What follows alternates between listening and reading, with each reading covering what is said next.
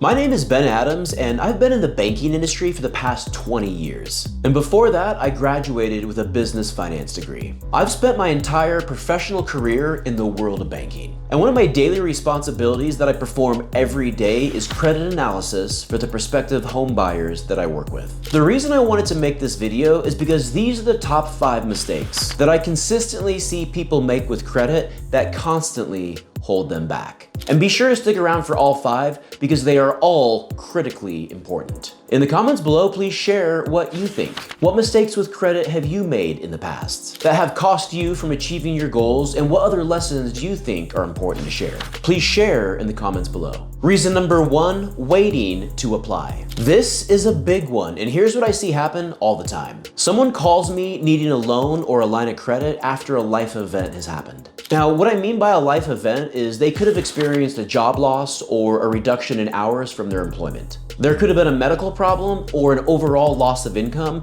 for really any given reason. The problem with waiting to apply is the same life event that has caused the financial hardship is going to be the same thing that prevents them from qualifying for the loan that they so desperately need. All banks and lenders have certain qualifying metrics in order to adequately qualify someone for the loan that they are asking for. But that always involves a debt-to-income analysis. When you lose your job or have a temporary reduction in pay or hours, or maybe you're on leave from work, you are not going to meet the debt-to-income ratio requirement, and that is going to prevent you from getting the loan, further escalating your financial crisis. In his book, Shut Up and Listen, Tilman Fertitta dedicates an entire chapter to this exact topic and shares his personal story.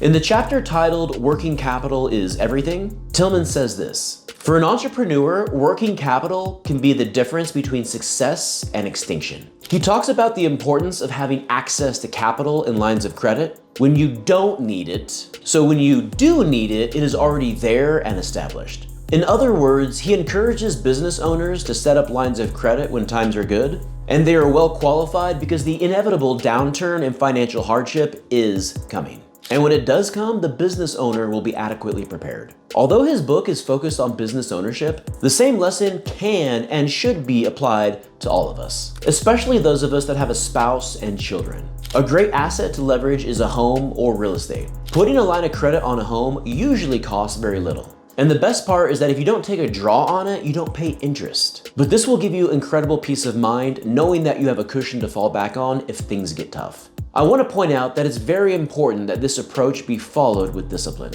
and not used in an irresponsible fashion. Reason number 2, mismanagement of revolving accounts. Mismanagement of revolving accounts is another big mistake that I see consumer after consumer make frequently. Okay, so what do I mean by revolving account? A revolving account is also known as a credit card, or another example would be an in-store charge card, something like a Home Depot or a Best Buy card. And there are 2 specific mistakes that consumers make. The first is known as the local credit utilization rate, and here is how it works. Let's say, for example, someone has a $20,000 limit on their credit card. Most Americans believe they can and should borrow at their discretion, even if it means maxing the card out. Here's the problem though. Once you exceed 10% on the credit utilization rate, your score is going to start to be adversely impacted. And once you exceed 30% on the credit utilization rate, your score is going to rapidly lose points. This is how you calculate your credit utilization rate. Take the current balance and divide it by the overall limit. As an example, if someone has a $7,000 balance on a card that has a $20,000 limit, that would put their utilization rate at 35%. If you can, you should always keep your credit utilization rate under 10% so you can max out your score. And it should be kept under 30% always, with no exceptions. It doesn't matter if you make your payments on time. If your credit utilization rate is over 30%, you can expect a significant decline in your score. The second mistake is the global credit utilization rate. Now, this is very similar to the local credit utilization rate, except it involves all revolving accounts. Let's say you have one card with a limit of $5,000, a second with a limit of $15,000, a third with a limit of $25,000, and a fourth with a limit of $30,000. Your total available credit from all accounts is $70,000. Now let's say that your combined balances from all of these different accounts is $18,000. In this example, your global credit utilization rate would be just over 25%. An $18,000 balance divided by the $70,000 limit. In the world of credit utilization, you really want to aim to keep the utilization rate under 10% for both the local and the global. But it's critically important to keep both of these always under 30%, even if you pay your balance in full. To help put my utilization rate in the very best place that I can, I always ask my bank to increase my limits on my revolving accounts. Not so I can spend more, but so my utilization rate will be as low as possible, which will then allow my credit score to reach scores that will qualify me for exemplary credit. Reason number 3, cosign debt. Cosign debt is another really important mistake that I see people make all the time. Let me be honest, I've personally made this mistake myself despite always preaching that it should be avoided at all costs. Now there's 2 reasons why someone would need a cosigner on a loan. The first is because that person literally does not make enough money or have high enough income to afford the monthly payment and pay the loan back. The second reason someone would need a cosigner is because they have a documented pattern of behavior of not paying their bills on time. The creditor does a credit check, they see that the individual doesn't make their payments on time, and they tell them they need a cosigner. Now that you understand the 2 reasons, why would anyone ever consider allowing someone who, 1, doesn't make enough to afford the payment, or 2, has a documented pattern of behavior of not making their payments on time? I mean, it sounds outrageous that anyone would ever consider this, right? So why do so many people make this mistake? The reason is because the person who needs help is often a friend or a family member, and they are pulling on the emotional strings of the relationship in an effort to get the thing they really have no business buying and can't really afford. In my example, I had a buddy of mine who wanted to buy a home he couldn't qualify for and couldn't really afford. I told him no probably 50 times or more, but he was relentless and kept asking, and I finally gave in. 7 years later, I still have this debt in my name, and it has completely ruined our friendship. So many times when someone cosigns on debt for a friend or a family member, it just adds conflict and friction to the relationship.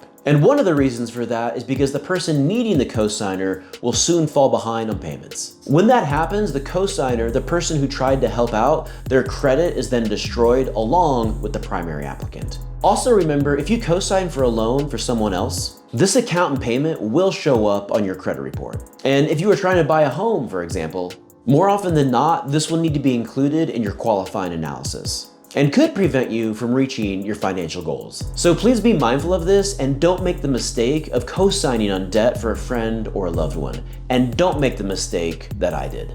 Reason number 4, using debt to finance consumption. I keep saying this, but this is another big one that holds people back. Using debt to finance personal consumption is one of the worst decisions the American consumer can make. This usually comes in 2 forms, and the first is in the form of financing a new car. The reason that this is so toxic is because financing a new car is literally the opposite of building wealth. A common strategy for building wealth is buying an asset that will go up in value over time and then produce cash flow. Financing a new car is toxic to the wealth building formula because new cars rapidly depreciate in value.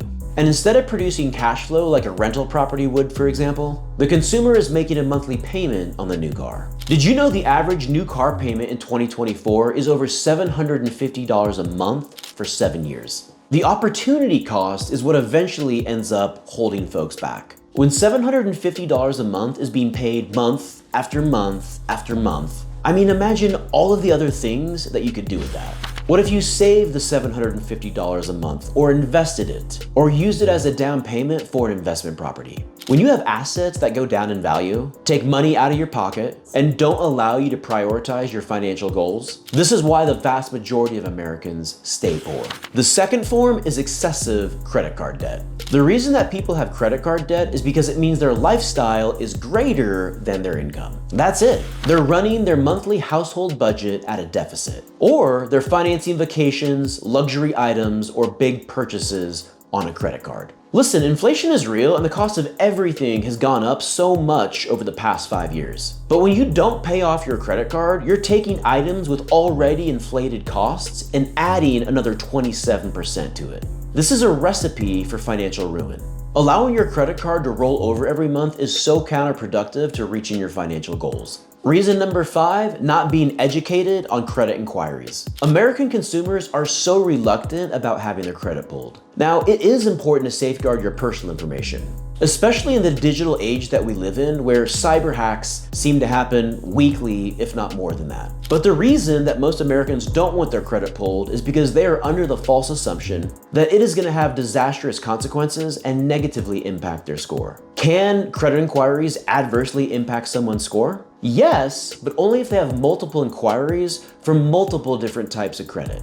Every time someone has their credit pulled, it will identify what type of credit the applicant was trying to get. So someone applying for a mortgage, it will actually say mortgage inquiry right on the credit report. Someone applying for a car loan, for example, it'll reference installment loan right on the credit report. Or revolving inquiry for someone looking for a credit card. So if you have multiple inquiries from multiple different creditors, then yes, your score can be impacted. But there's also a time and a place to shop your financing around. And one of those times is when you're looking to purchase a home. Don't be afraid to have 2 or 3 different lenders pull your credit and work up a pre-approval on what they can offer. Oftentimes, shopping the credit terms around can save hundreds of dollars monthly or thousands of dollars upfront.